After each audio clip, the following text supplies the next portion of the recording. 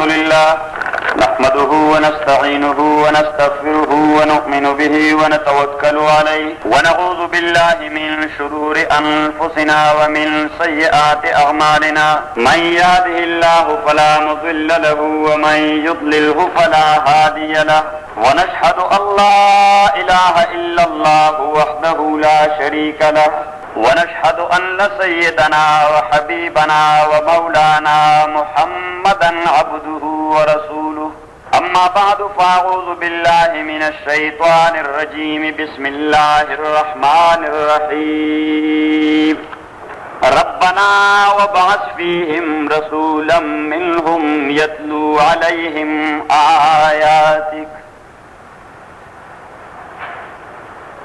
ويعلمهم الكتاب والحكمة ويزكيهم إنك أنت العزيز الحكيم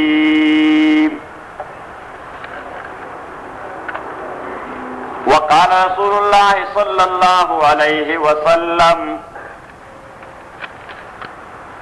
إنما بعثت لأتمم مكارم الأخلاق وقال تعالى في مقام آخر لقد كان لكم في رسول الله أسوة حسنة لمن كان يرجو الله واليوم الآخر صدق الله وصدق رسوله النبي الكريم ونحن على ذلك لمن الشاهدين والشاكرين والحمد لله رب العالمين.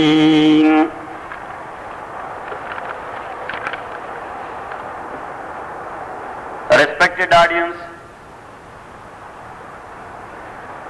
last Friday we talked about the third duty of Rasulullah sallallahu alaihi wasallam, which is mentioned in Quran by the name or word of hikmah. وَيُعَلِّمُهُمُ الْكِتَابَ وَالْحِكْمَةِ. In this regard, I talked about various meanings of word hikmah in Arabic language. But the most common in Quranic use is the sunnah and practices of Rasulullah sallallahu alaihi wasallam. In every aspect of human life, because as you know, and all of us believe that Rasulullah sallallahu alaihi wasallam himself was a practical Quran or practical explanation or interpretation of Holy Quran.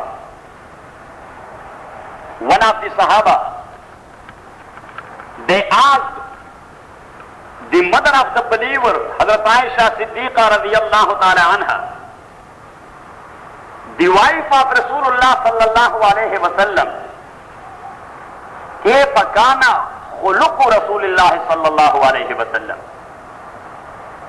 How were the etiquettes of life, the manners of life, the ways of life, the daily practices of Rasulullah sallallahu alayhi wa sallam? She said in brief, kana khuluquhu al-Quran. He practiced in his whole life what Holy Quran said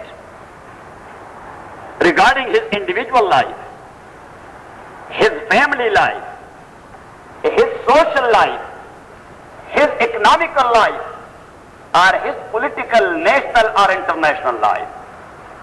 And therefore, Allah subhanahu wa ta'ala said in another verse, لَقَدْ كَانَ لَكُمْ فِي رَسُولِ اللَّهِ.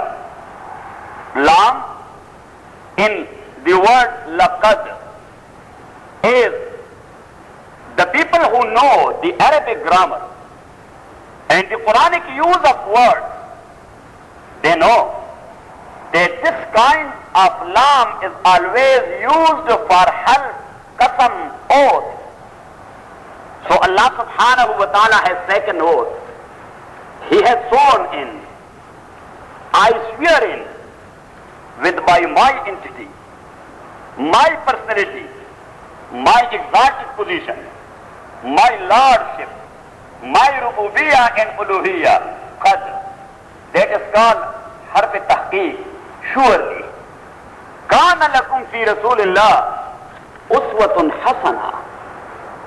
The ways of life adopted and practiced by Rasulullah sallallahu alayhi wa sallam, that is a perfect model of your life. If you want to become a very good human being, how it will be possible? Only to act in accordance with the sunnah of Rasulullah sallallahu alayhi wa sallam. Every saying and practice of Rasulullah, that is full of wisdom, that is full of skill, that is full of knowledge. The sunnah of Rasulullah sallallahu alayhi wa sallam will never harm you. It will never cause you any difficulty. It will simplify your life. It will sanctify your life. It will purify your life. As Allah subhanahu wa ta'ala said in another verse of Holy Quran, خُذْ مِنْ أَمْوَالِهِمْ صَدَقَةً تُطَهِّرُهُمْ وَتُزَكِّيهِمْ بِهَا. If you as a messenger asking them to donate for the cause of Allah subhanahu wa ta'ala, to spend what you have in the way of Allah subhanahu wa ta'ala, that is for their purification and their sanctification. Because here there are two words used by Allah subhanahu wa ta'ala in Holy Quran. One is called tathheer and the second one is called tazkiyah. As far as tathheer is concerned, that is a light way of practice to Allah subhanahu wa ta'ala. Allah subhanahu wa ta'ala praised and appreciated the practice of Ahl Quba, the people of Quba, who used to use some mud or stone to purify their private parts of body after urinating or attending the bathroom, and then to use water to clean. Allah subhanahu wa ta'ala said, لَمَسْجِدٌ أُسِّسَ بُنْيَانُهُ عَلَى التَّقْوَى مِنْ أَوَّلِ يَوْمٍ أَحَقُّ أَنْ تَقُومَ فِيهِ رِجَالٌ يُحِبُّونَ أَنْ يَتَطَهَّرُوا. The people of Quba, they are the people who like to clean themselves, who like to make themselves a clear one, a purified one. وَاللَّهُ يُحِبُّ الْمُطَّهِرِينَ. And Allah subhanahu wa ta'ala do like such kind of people. After the revelation of that verse of Holy Quran, Rasulullah sallallahu alayhi wa sallam asked the people of Quba, what is your practice regarding your urinating or attending a bathroom? They said, we use mud or anything from the coins of the earth, and then we use water after that. Rasulullah sallallahu alayhi wa sallam said, فَعَلَيْكُمُ be committed to this kind of practice. That is the much more like the practice to Allah subhanahu wa ta'ala. First, to dry your wet with using of mud or stone or something like that, and after that to use water to clean your private parts of body. So one is called tathheer. And Rasulullah sallallahu alayhi wa sallam said, at-tahuru shatrul iman, to purify your body, to purify your dress, to purify your sitting or sleeping place, to purify your markab and your car, to purify your store, to purify your parts and everything. Rasulullah sallallahu alayhi wa sallam said, that is the requirement of your iman. That is the prerequisite of your iman. When a non-Muslim becomes a Muslim, we order him to take a bath to purify his own body, because iman requires him to be in a clear position and a clear status. Rasulullah sallallahu alayhi wa sallam therefore ordered us, whenever you will awake up your sleeping, لا يغمسن يده في الإناء حتى يغسلها ثلاثا لأنه لا يدري أين باتت يده أو كما قال عليه الصلاة والسلام. When you will wake early in the morning or any time, so don't put your hand in any kind of drink or food until you wash it 3 times, because you don't know where my hand was lying all the night. Perhaps you will mix some kind of bacteria or virus within your food. Rasulullah sallallahu alaihi wasallam ordered us, whenever you will wake up your sleep, so don't put your hand inside a part of your drink or food, لأنه لا يدري أين باتت يده.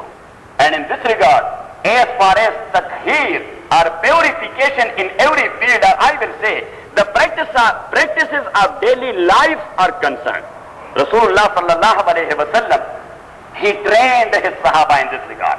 Amr ibn Salama, he was the slave of Rasulullah sallallahu alayhi wa sallam. He said that once I was sitting with Rasulullah sallallahu alayhi wa sallam eating food and taking food from the same pot and plate, and I was moving my hand hither and thither all around in the pot.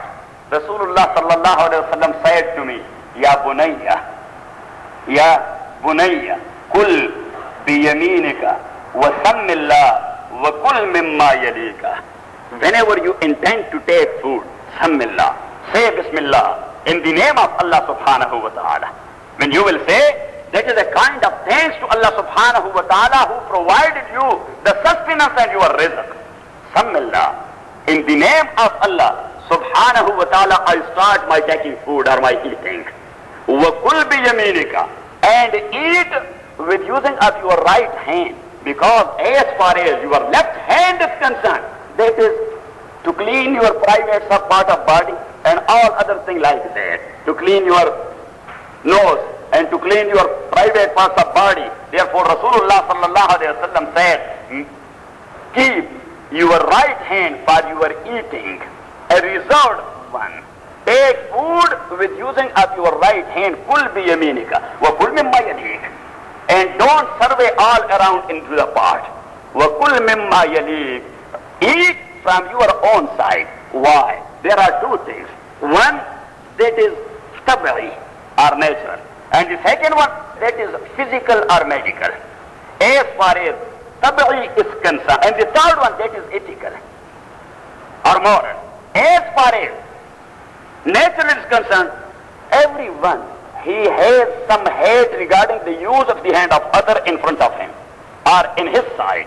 And as far as the ethical and moral position of this kind of practice is concerned, so that is not a thing which is to be liked by other people. How greedy he is, why he does not take food from his own side. And the third one, as far as medical point of view is concerned, perhaps you will have some kind of viral disease and you will put your own bacteria or virus in front of that other person.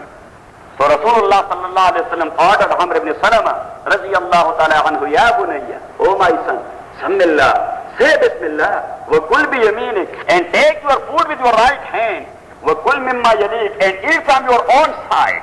And so was the case with Anas ibn Malik radiyallahu ta'ala anhu, who was the servant of Rasulullah sallallahu alayhi wa sallam. And all the time he was with Rasulullah sallallahu alayhi wa sallam. So Rasulullah told him also, Ya bunayya, sammillah, wa kul bi yaminik, wa kul mimma yalik. Ikrash ibn Zubayr, another sahabi of Rasulullah sallallahu alayhi wa sallam, he was sitting there taking food. Rasulullah sallallahu alayhi wa sallam ordered him, tawadda qabla al-akli wa ba'dahu ya Ikrash. Ikrash, whenever you intend to take your food, wash your hand and your mouth.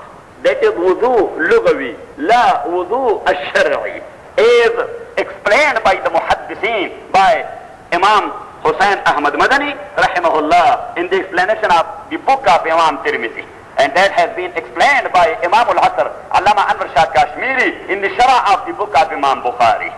Tawadda qabla al-wudu'i wa ba'dahu, wash your hand and mouth before taking food and after taking food. As far as before taking food is concerned, you have used your hands here and there in so much practices, in so much act, and you have so much kinds of bacteria or virus with your hand. So wash your hand, then start and taking your food. And when you will finish your job, you will do your job. وَبَعْدَهُ Wash your hand and also your mouth. Otherwise, the remaining pieces of the remaining things of the food, it will get poisonous to you, it will harm you. So Rasulullah sallallahu alayhi wa sallam ordered him, tawadda qabla al-akli wa ba'dahu.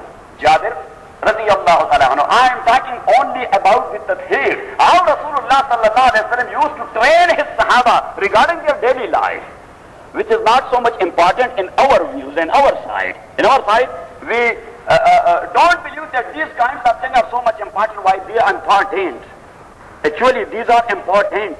Jabir ibn Abdullah radiyallahu ta'ala anhu, he says, once a man came to Rasulullah sallallahu alayhi wa sallam from the outskirts of Medina, and his hair of head and beard were disturbed or in disturbed position.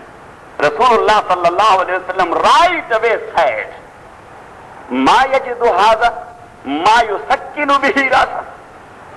Ma yajidu hadha ma yusakkinu bihi rasa. Has this person or this man have no any kind of comb to draw it through his hair to make it organized one? Why his hair of head and beard is so much disorganized or disturbed one? It is not the way to be practiced by a sensible human being. Jabir ibn Abdullah radiyallahu ta'ala anhu, he has narrated another hadith that once a sahabi came from the outskirts of Medina and his clothes were so much dirty. His clothes were so much dirty. Rasulullah sallallahu alayhi wa sallam asked him, Ma tajidu ma taghsilu bihi thawbaka?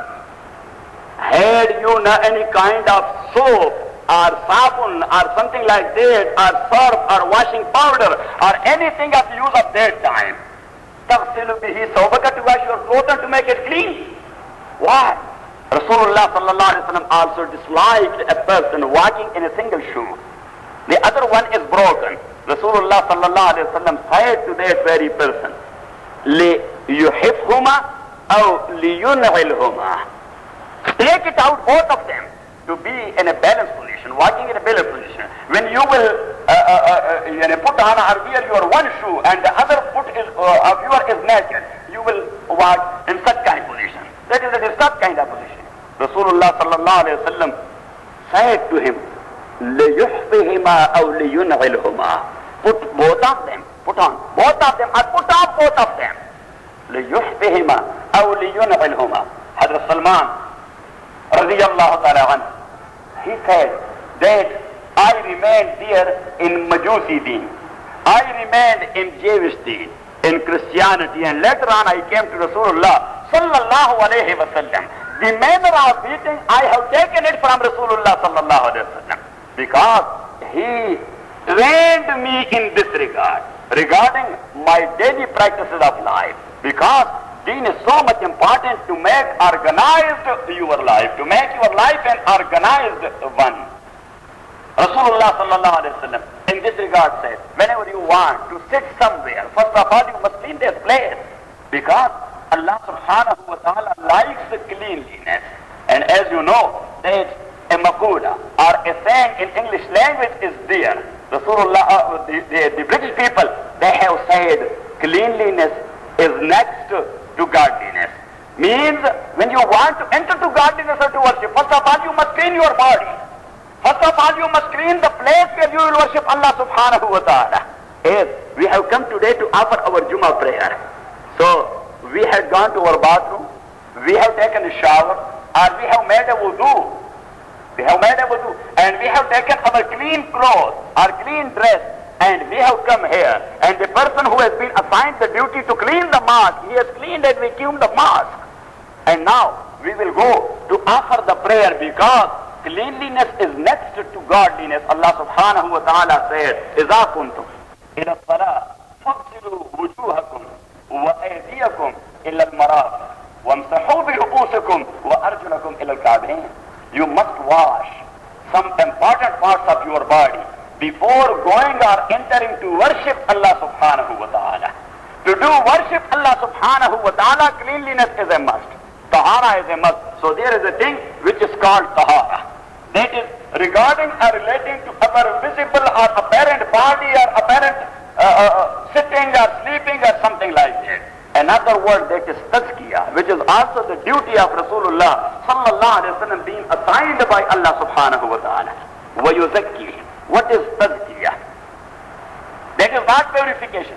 That is sanctification. To sanctify your heart, to sanctify your mind, to sanctify your spirit, to sanctify your souls. When Rasulullah sallallahu alaihi wasallam came, the people living in Arabian Peninsula, their minds were dirty, their hearts were dirty, full of dirt. Their spirits and souls were dirty. Rasulullah sallallahu alaihi wasallam started his job to make it clean, to clean and to sanctify their spirit and soul by saying of La ilaha illallah Muhammadur Rasulullah. Because whenever you will believe in only one entity as your Lord, it means you have got some stability. You have got some istiqamah. Otherwise, if you have so much Lord, what will be your position? If you will have so many owners, what will be your position? When someone will call you, come here. The other one will say, come here. And the third one will say, come here. Not only you will be in trouble, they will be quarreling and fighting with each other.